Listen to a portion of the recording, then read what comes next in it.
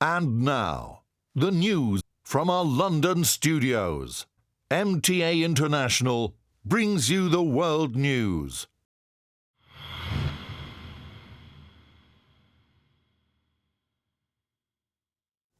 Assalamu alaikum and welcome to the MTA International World News. These are some of the headlines that we're following for you today. MTA News brings an exclusive report from Day 2 proceedings at Jalsa Salana Canada. Ahmadi Muslims hold cycling event in the UK. Ahmadi Muslim footballers face top-of-the-table clash. The second session of Jalsa Salana Canada began in the morning on Saturday, October 8, 2016, at the International Centre. The session was presided by the National President of Ahmadiyya Muslim Community Holland, Mr. Hibatun Nur Verhagen. The Quran recital and poem were first on the agenda. This session was in Urdu with two speeches. Principal Jamia Ahmadiyya Canada, Mr. Hadi Ali Chaudhry, presented a speech on the blessed life of the Holy Prophet Muhammad, may peace and blessings of Allah be upon him. The second speech was by Additional Director of Foreign Missions, Mr. Abdul Majid Tahir, who spoke on the topic of blessings of Khilafat. It was around this time that the Supreme Head of Ahmadiyya Muslim Community, His Holiness Mirza Masroor Ahmad, Khalifatul Masih V, may Allah strengthen his hands, arrived in the ladies section.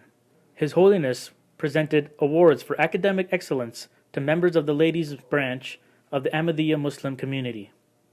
This was followed by the key feature of the day, the address to the ladies by His Holiness, which was simultaneously transmitted to the men's section. The session concluded and members prepared for Zohar and Asr congregational prayers. Lunch was served for all after the prayers. Parking is a major challenge during most Jalsa Salana events. Parking department was the responsibility of Mr. Ahmed Zakaria and his team of more than 500 volunteers. There were 1,500 parking spots on the premises and 1,300 additional parking off-site. Due to the presence of His Holiness at this year's Jalsa Salana, over 2,300 cars were parked. Shuttle buses provided transportation between off-site parking and the Jalsa site. The third session began with National President of Ahmadiyya Muslim Community Canada, Mr. Lan Khan Malik, presiding. The session was in English and started with recitation of the Holy Quran, followed by translation. Next, a poem was recited with translation. 4 speeches were presented. Missionary Mississauga, Mr. Muhammad Afzal Mirza, discussed the beautiful teachings of Islam as exemplified by Ahmadiyya Muslim Jamaat. Next, Missionary Peace Village, Mr. Farhan Iqbal, presented a speech on dedicating life in the service of Islam and Ahmadiyyat. Missionary Ottawa, Mr. Imtiaz Sarab, presented a speech on the martyrs of Ahmadiyyat. The final speech was by National President of Ahmadiyya Muslim Community Canada, Mr. Lal Khan Malik. The session was followed by dinner. The main purpose of the exhibition department is to show people different aspects of Islam and Ahmadiyyat. A unique feature at this year's Jalsa Salana was the Al-Qalam project, coordinated by the Review of Religions team. There are over 6,000 verses of the Holy Quran, of which half will be written by men and the other half by women. The Al-Qalam project was started a few years ago at Jalsa Salana, UK, and has since traveled to many countries with established Ahmadiyya communities. Thus ended the longest day of Jalsa Salana Canada 2016. Muhammad Fateh Malik, MTA International News, Baitul Islam Mosque, Toronto, Canada. This weekend, more than 70 British Muslims cycled and hiked through Cumbria in an attempt to raise money for various British charities, including the Cumbria Community Foundation, Click Sergeant, and Humanity First. Named the Mercy for Mankind Charity Challenge, the Ahmadiyya Muslim Youth Association, AMYA, has organised the event to showcase the positive message that is promoted by Islam in serving the community. For many, it will be a return to the areas where they volunteered their time and resources to assist with the flood relief efforts.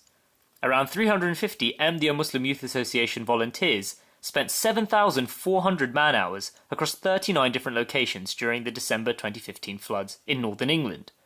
Mercy for Mankind refers to the title given by God to the Holy Prophet Muhammad, peace be upon him, on account of his special bond with God Almighty and intense compassion for all of God's creation. Starting in Kendal, the group of cyclists made up of Ahmadiyya Muslim Youth Association members covered 2 routes, taking them from Kendal to Keswick, then on to Appleby. The cyclists, also came across a particularly grueling task at Kirkstone Pass, the struggle. The group of hikers also covered areas around Keswick and Ullswater, with a few individuals donating to the charity on the way. The Ahmadiyya Muslim Youth Association members were sporting the community's motto of "Love for all, hatred for none" on their jerseys. The Ride for Peace and the charity hike were the last in a series of charity events that have been held by Ahmadiyya this year to raise vital funds for a number of British charities. The Cumbria event was particularly focused on raising £15,000 for the Cumbria Community Foundation, supporting the vast rebuilding operations after Storm Desmond. The event was concluded with 3 separate functions hosted by both the Ahmadiyya Muslim Youth Association and the local communities to help enhance community relations and raise awareness for the Cumbria Community Foundation. In particular, students of the St Herbert's Primary School in Keswick wrote letters of welcome to the Ahmadiyya Muslim Youth Association members in attendance, which were widely received with appreciation and gratitude. Mirza Masroor Ahmad, National Ahmadiyya Muslim Youth Association President, said, "At a time when there are concerns about Muslim youth being radicalised, the Ahmadiyya Muslim Youth Association is calling for young Muslims to a different jihad, one that serves all of humanity regardless of people's belief or backgrounds. The Ride for Peace is a perfect way to inculcate in our youth values of selflessness and loyalty to the country in which we reside, not in just a belief, but also a practical way."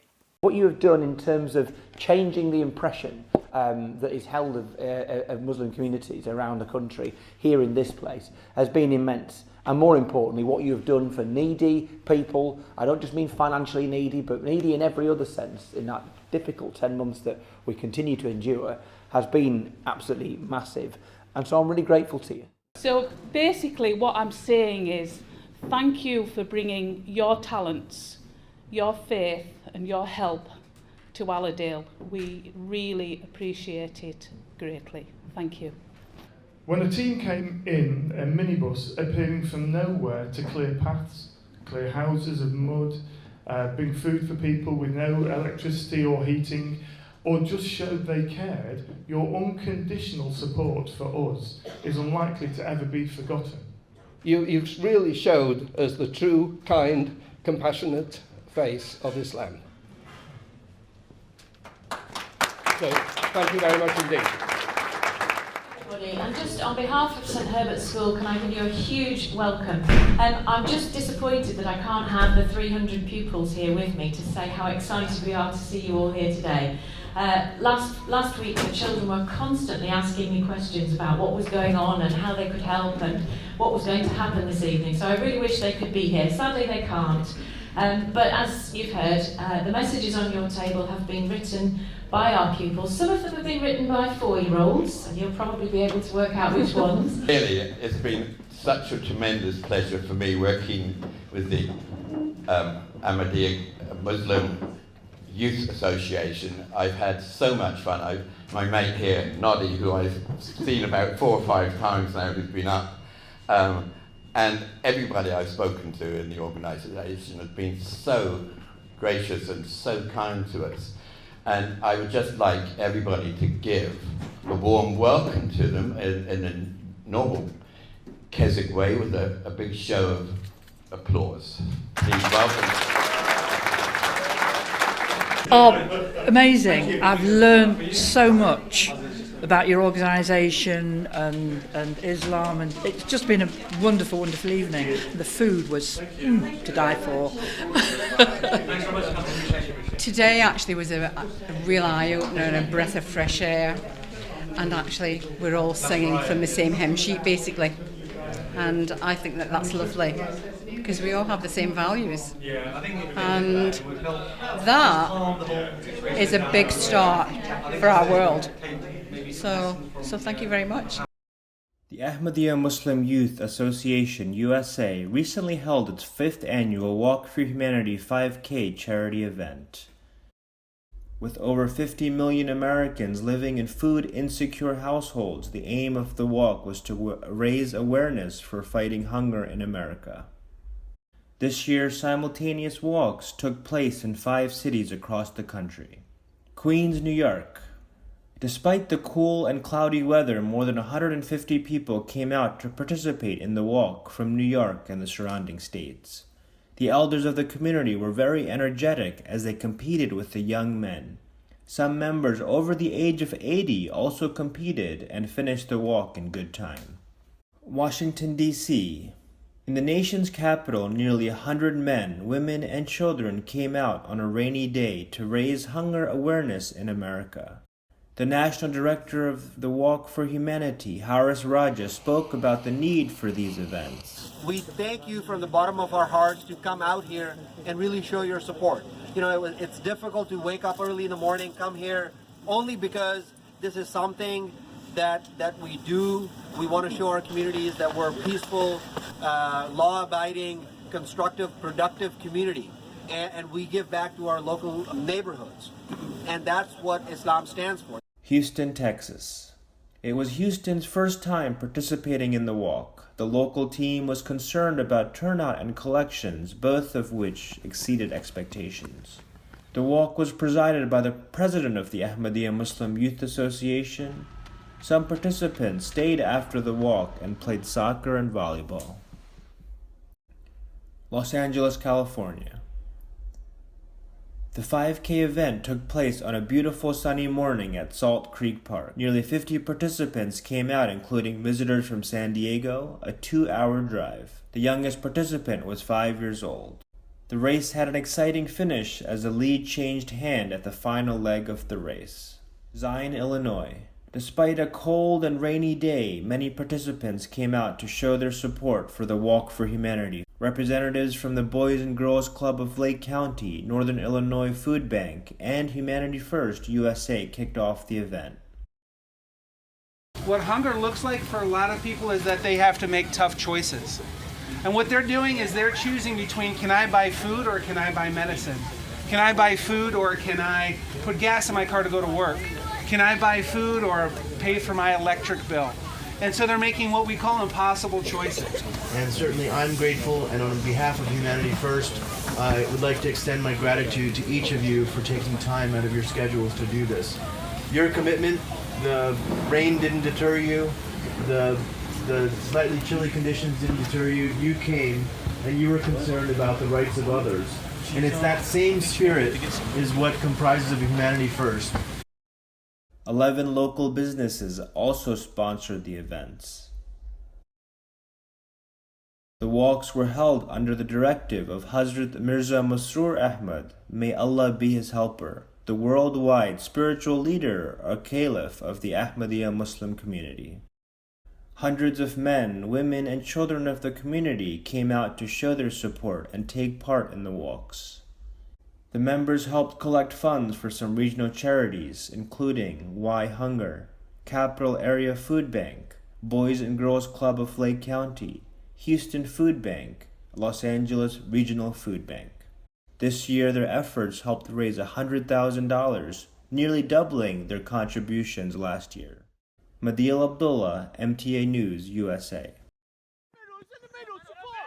The Ahmadiyya Muslim Youth Football Club were left disappointed following a top-of-table clash with TFT Southwest in the Surrey Southeastern League. Playing in black, the youths were punished for missing chances with goals either side of half-time, leaving them 2-0 down. The team fought back, scoring from long range, only to concede again a minute later.